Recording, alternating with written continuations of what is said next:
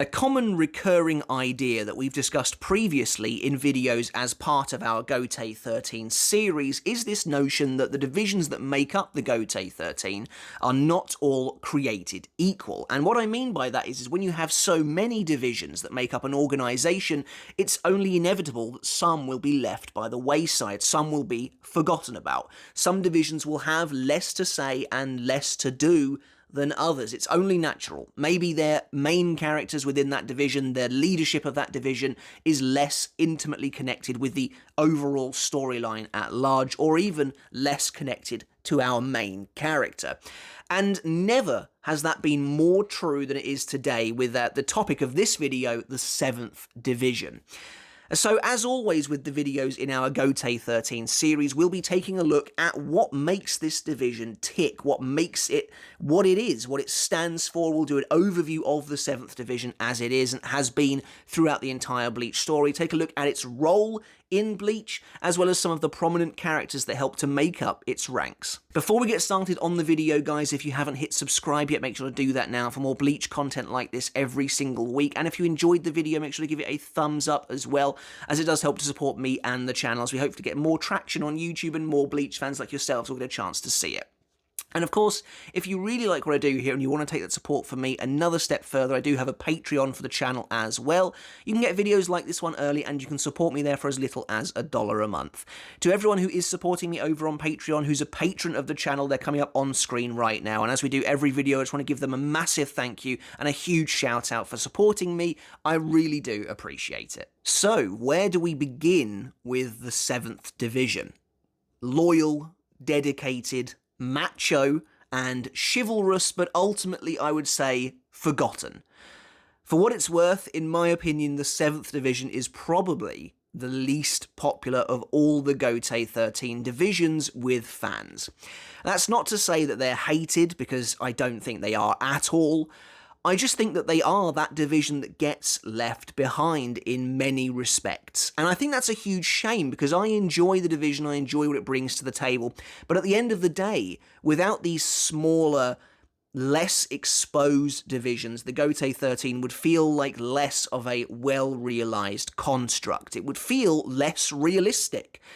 Because it's these smaller divisions that help to really make the Gotei 13 what it is as far as world building goes.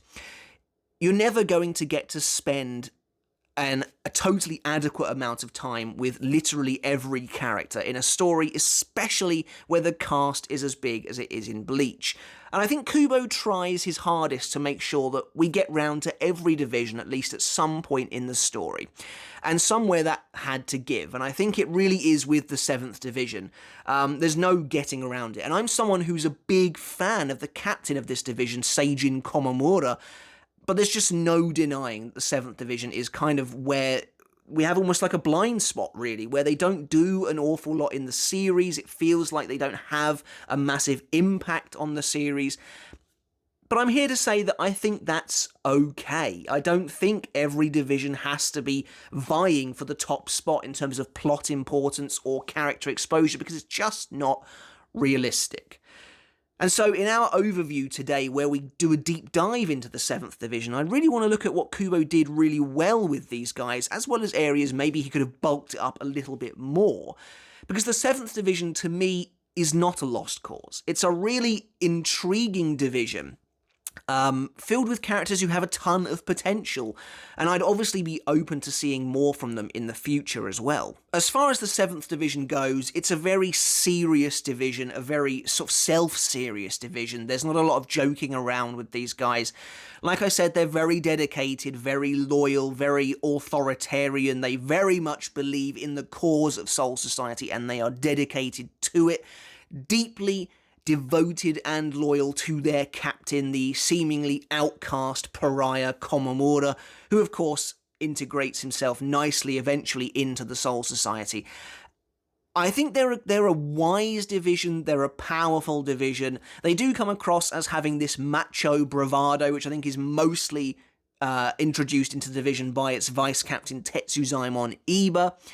But overall, the main thing with the 7th Division is that they don't really stand out because their personality, I think in many ways, is a diluted version of the first division, which I think makes sense in a way, because Komamura, as a captain, has dedicated himself wholeheartedly to Yamamoto, to following Yamamoto, to giving his life in service of this man. And so it makes a lot of sense that the division as it was under Komamura would emulate that in many different ways. And so to me, the way this division acts, the way it is, the way these Shinigami are all so incredibly loyal, so incredibly devoted to the cause, makes a lot of sense. But while the division does hold up this air of morality, this air of honor, this air of compassion, I do stand by what I said about them being,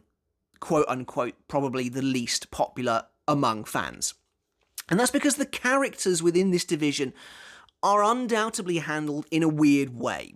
Komamura, who we'll talk about a bit more, is a strange character who doesn't get many wins, he doesn't get much spotlight compared to some of his contemporaries. He's a difficult character to relate with as well, which I think maybe builds a bit of a wall in front of this division for a lot of prospective readers.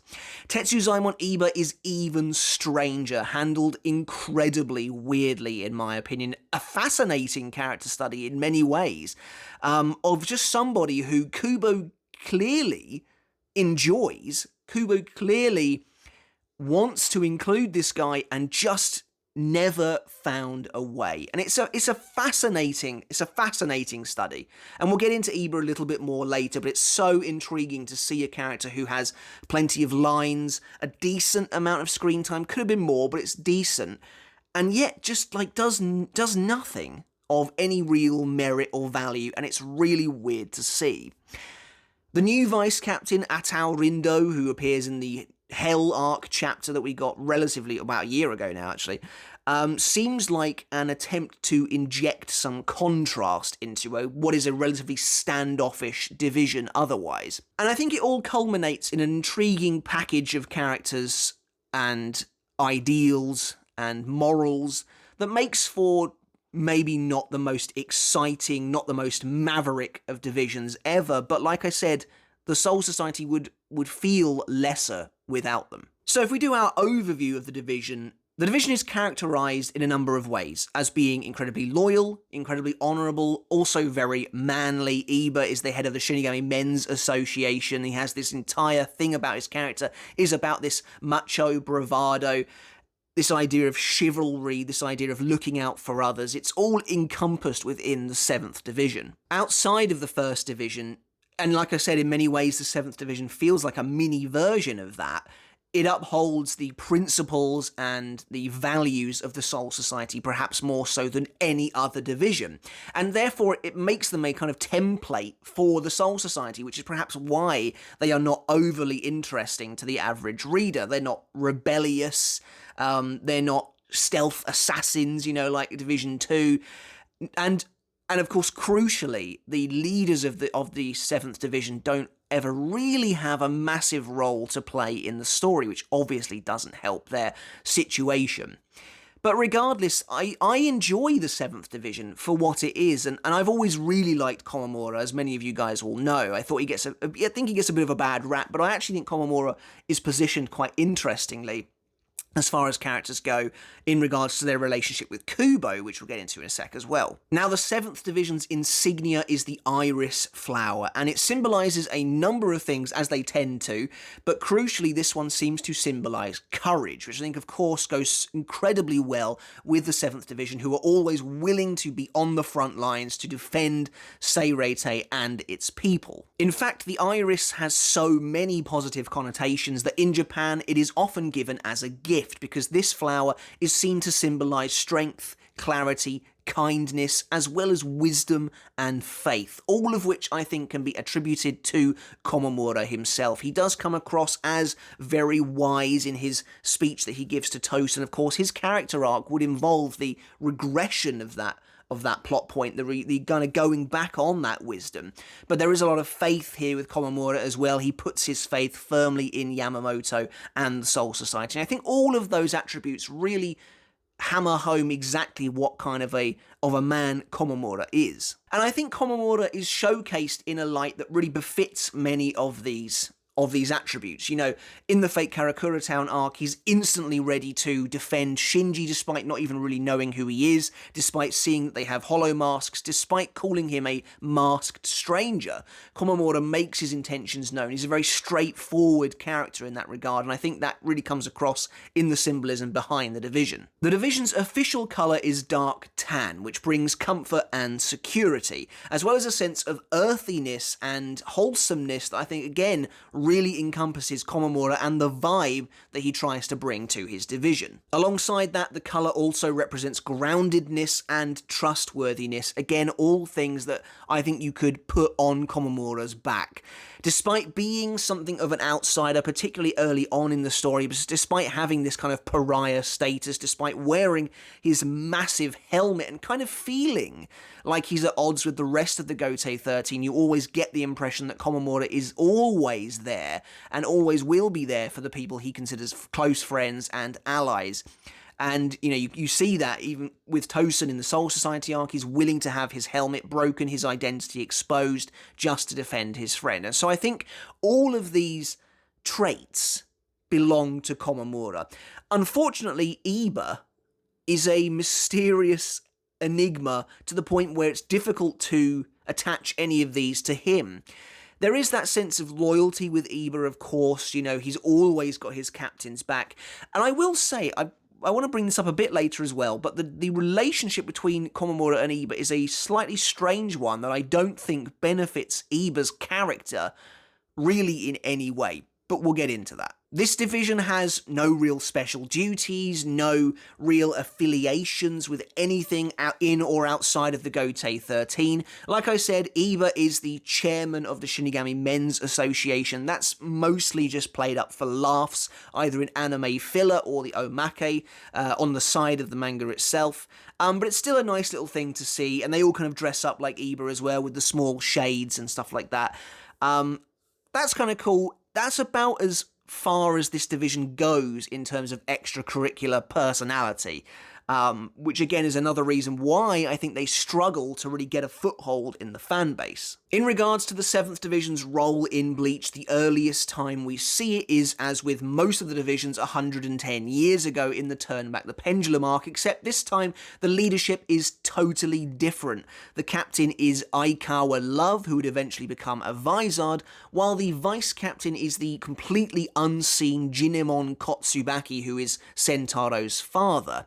You only see him on that splash page that Kubo drew for one of the supplementary books. I'm not entirely sure which one it is, but it's basically showcases the Gotei 13 as it was 110 years ago, including vice captains. So that was really eye-opening. And Jinemon looks awesome as well. There's really not a lot to say about him. I think he was a bit of a hard-ass, again exemplifying that manly macho vibe that the 7th Division tends to go for. But we do get to see a bit of Love. You know, he's part of the task force that's sent to investigate the disappearances in connection to the hollowification experiments, and of course he is a tragic victim like the rest of his contemporaries in that he is attacked and beaten down by Hollow Kensei, and then after they manage to subdue Kensei, Love is one of the captains who is trapped by Tosen's Bankai and betrayed. And so Love goes down and becomes a Vizard, becomes an exile, and the 7th Division loses its captain. And so it's difficult to know exactly where Komamura comes from when he takes over. We know based on flashbacks that are peppered throughout the earlier parts of the series that Komamura is a part of the Gotei 13 around this time. Because Tosen introduces him to Aizen, who is a vice captain at that point. He even mentions their captain, so you can assume that Shinji is around. Maybe it's even earlier than that. But regardless, we can assume that Komamura is in the Gotei 13 at this point. Maybe he's a third seat or something like that, but eventually he would become captain. And so when it comes to the Soul Society arc, the 7th Division is not one of the ones who is focused on here, which would set the precedent for them moving forwards.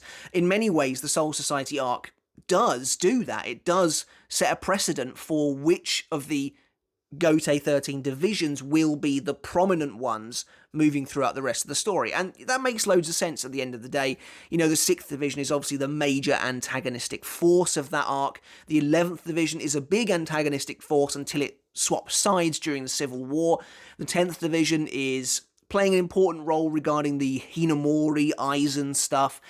And so the 7th Division is kind of left behind. It shares a strong bond with the 9th Division, which would continue onwards right the way through to about the end of the Arrancar Arc. And so these two divisions kind of do come together in that sense. Neither of them are particularly heavily focused on at any point in the story, although I would argue that Hisagi's overall popularity pushed the prominence of the 9th Division beyond that of the 7th. Those two divisions come together quite nicely. They are very much on the Soul Society's side in the Civil War, on the side of authority and law, which makes a lot of sense because Komamura and Tosen, at least at this point, see very much eye to eye in terms of their definitions of justice. Really, their main role in this arc is to be part of the big battle royale against Kenpachi Zaraki after he has kind of openly turned against the Gotei 13 during the Civil War.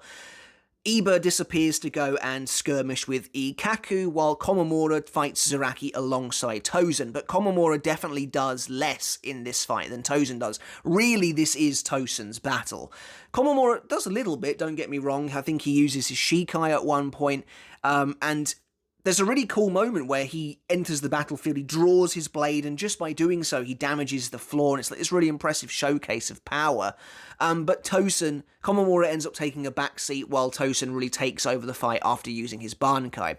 Of course, after Tosen's Bankai fails and Tosen loses his battle against Kenpachi, Komamura steps in, saves Tosen, reveals his true identity, which in and of itself is a really cool moment that does bring some wow factor, some probably needed wow factor to the 7th Division. The fact that its captain underneath this helmet is actually some kind of a fox wolf man thing.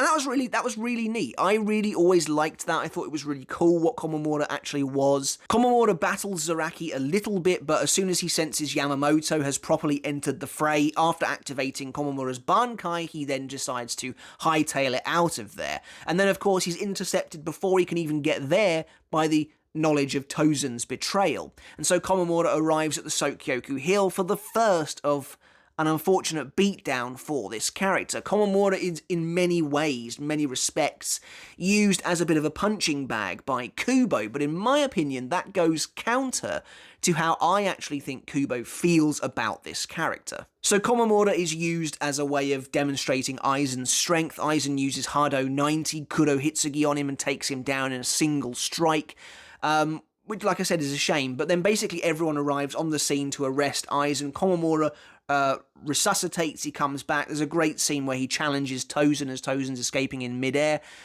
and it's a cool moment. It is the precursor for how many people would see Komamura moving on from this point, in that he's just a punching bag. And of course, Iba arrives on the scene as well. There's an interesting moment where, despite being a vice captain, he shows a strange lack of understanding that he tries to charge Aizen, and Yamamoto has to be like, don't bother, he's surrounded by the Negathion. But regardless, that's basically it for the 7th Division. There is a nice bit of character work with Iba and Ikaku in this Soul Society arc, where they're kind of talking about how Iba made his way into the 7th Division because he was originally an 11th Division brute like the rest of them. He has that love of fighting inside of him, but he eventually kind of mastered many aspects of what it means to be a Shinigami, to become a vice captain, to, as Ikaku puts it, make his mother happy, who was Rose's vice captain 110 years ago. Now, of course, Iba denies this, but there is that sense that Iba craves the fight, that he's not quite the zen, super kind of stoic warrior that Komamura and the rest of the 7th Division actually are. And that's why I think they have a fascinating dynamic. And I guess now is a great time to talk about what I mentioned earlier, which is this idea that I think Komamura and Iba's relationship is a little bit detrimental to Iba's character. What I mean by that is that in my opinion, Iba has always, to me, felt like he doesn't fit in the 7th Division. And whether that's just because Ikkaku mentions that he's an 11th Division man still at heart, that he still loves fighting, and he's now kind of crossed over to this division that is way more grounded, way more careful, I guess, just way more sensible. It's a great word, sensible. Compared to the 11th Division where they're always fighting, and maybe Iba misses some of that. But Iba clearly feels a great devotion to Komamura, and so it feels in many ways like he's tried to mold himself in Komamura's image and leave that version of himself behind. Because of this, I feel like there is a slight disconnect between Komamura and Iba, which is only amplified massively by Tozen's betrayal.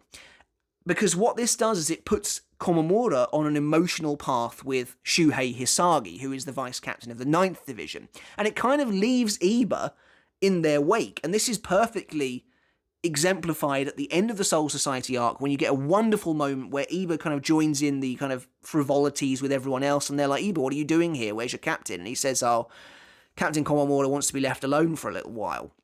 And Komamura is there pondering at the grave of Tosen's friend about how she would have stopped him from betraying them and who should show up but Hisagi, because they both have an emotional resonance with Tosen's character, which means they become a trifecta of emotional development, completely cutting Iba out of the picture. And Iba has basically no emotional core with Komamura despite being his partner. And so to me, at least, that always made me feel like Iba was always trying to play some kind of catch-up, trying to get on the same level as Komamura. I'm not saying there's no respect there, because there obviously is, but it definitely feels like Komamura and Hisagi are way more, have a stronger bond because of everything they go through than Komamura and Iba. When it comes to the Arrancar arc, the 7th Division is almost entirely absent from the first 2/3 of this arc before arriving in the fake Karakura town. Komamura and Iba arrive to do battle with Aizen and his Espada. Right at the start of this arc, the 7th Division do get busy after Ikkaku loses to Po and the pillar collapses and the real Karakura town begins to appear. Iba manages to stop the regression and stops the real town from returning by basically sealing it off. And this is, unfortunately, I have to be honest, the biggest impact Iba would ever have on the plot of Bleach, but it's nice to see him getting a chance to do something. Meanwhile, Komamura takes on the Fraction Choneng Po, who is the one who defeated Ikkaku. And again, although this is a pretty badass scene, it didn't do a lot for the perception of Komamura in the eyes of the masses. You know, you have captains taking on Espada left, right, and centre here in this final battle, and yet Komamura is kind of like left out of the fight and left to deal with the Fraction, in very much the same way as, say, Ukitake was as well, although even he eventually joined in the battle against Stark. Komamura, it kind of felt like Kubo got him out of the way quite quickly.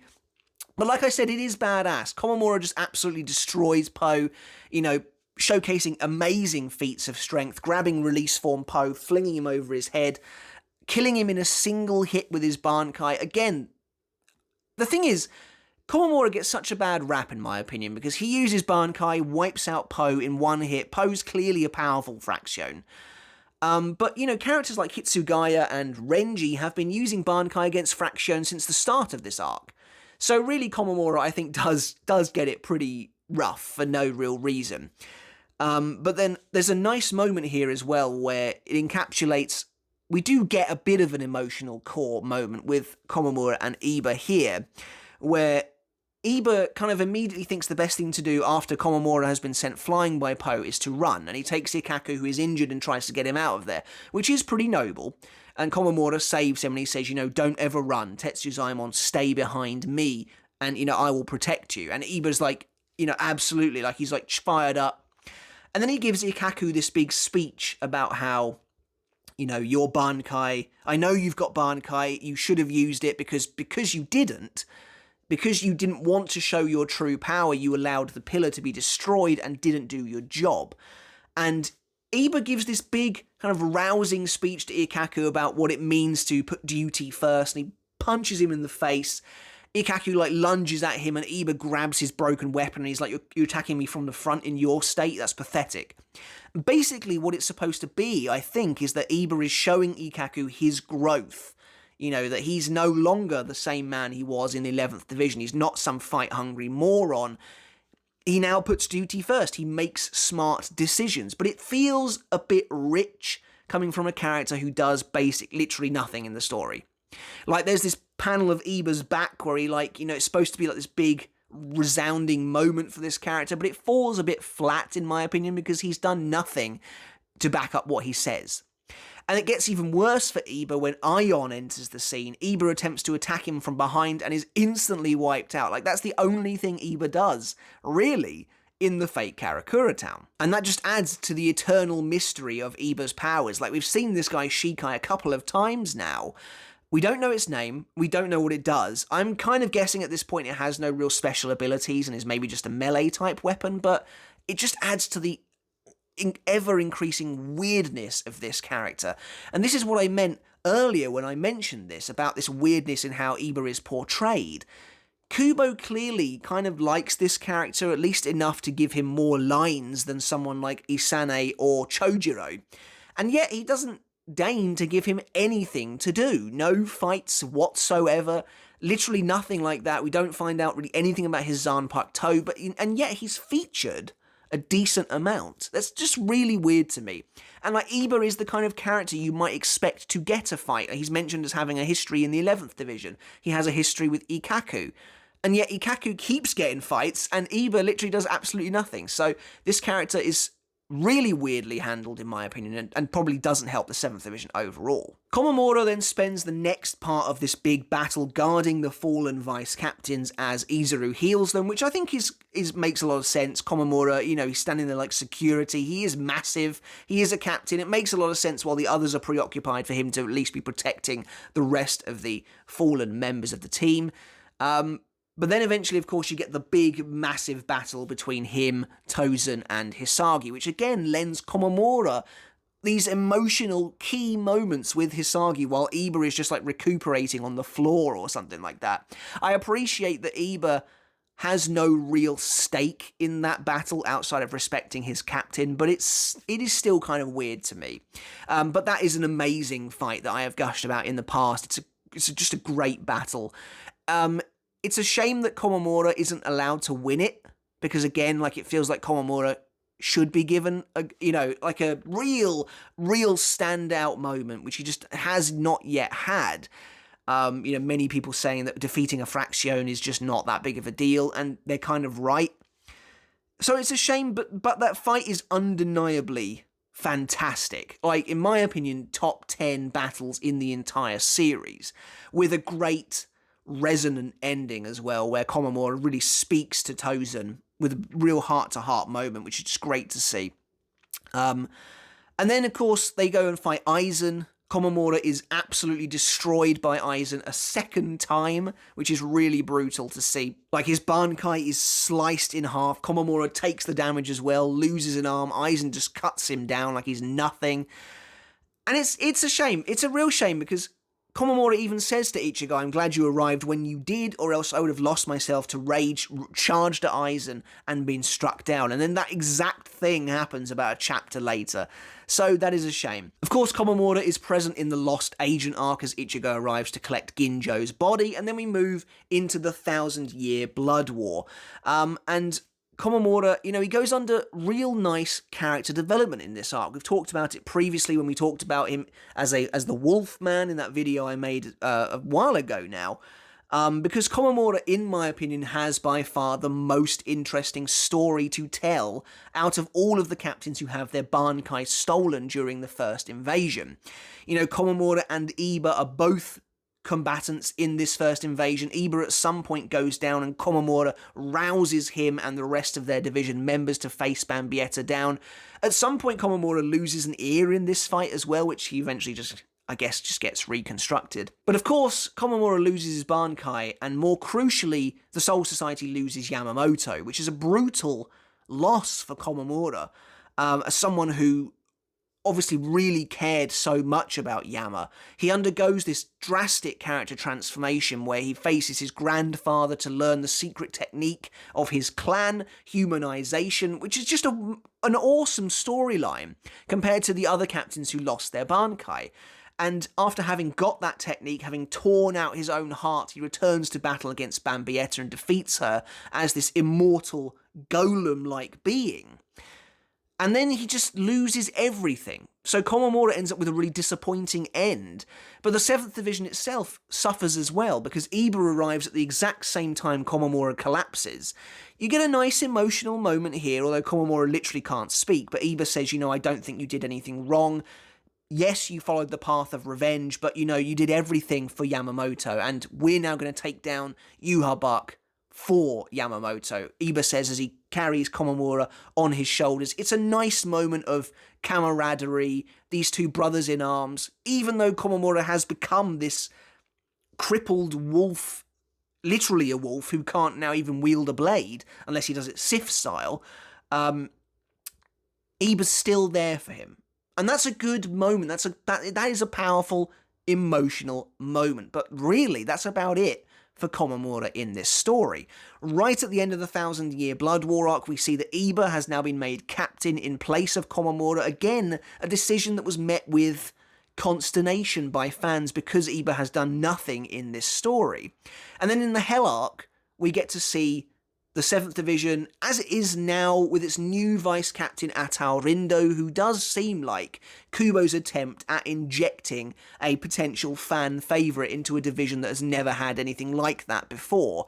Injecting a bit of contrast, because Rindo seems a bit more sensitive, a little bit more, well, not quite as macho as the rest of the division is supposed to be, and I like that change. I think it's refreshing, and it really shakes up the dynamic of the 7th Division, makes them more interesting again.